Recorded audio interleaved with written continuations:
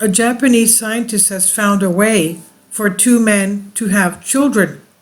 This development paves the way for male couples to have their own children and no longer through adoption. The first eggs were created from male mouse cells, paving the way for babies with two biological fathers. A Japanese researcher has announced that he has created viable eggs from the cells of male mice. This is the first laboratory creation of mammalian oocytes from male cells. The next, not easy step will be to pursue something similar to human cells, as there is, among other things, the risk of causing unwanted genetic changes. The research, which is still in its early stages, concerns the conversion of male XY chromosomes into female XX chromosomes. This development paves the way for male couples to have their own children and no longer through adoption. The announcement was made by Professor Katsuhiko Hayashi of Osaka University, who enjoys the international reputation in his field, at a conference at the Francis Crick Institute of Genetics in London, according to BBC and The Guardian. Other scientists appeared cautious. Professor George Daly of the Harvard Medical School, USA, pointed out how it will be a long time before society is confronted in practice with the choice of babies from two fathers.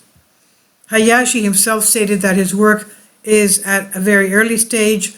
The eggs he created are of low quality, and the technique cannot currently be used safely in humans.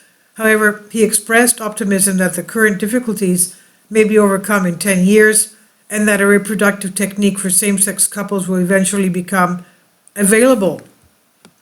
He said, "If people want it and society accepts such technology, I agree." However, the Japanese scientists appeared hesitant about the method being used by a man to create a baby from his own sperm and artificially creating eggs. He said, "Technically this is possible, but I'm not sure if it's something safe or socially acceptable at this stage." The method involves taking a skin cell from a male rodent and turning it into pluripotent stem cells that can turn into any other type of cell.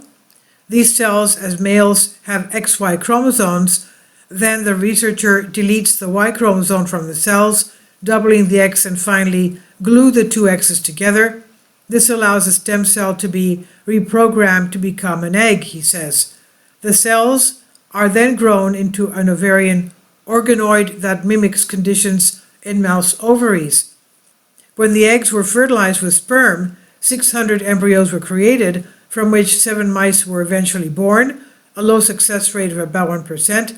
However, these rodents appeared healthy and had a normal lifespan, and they themselves had offspring, the scientists found.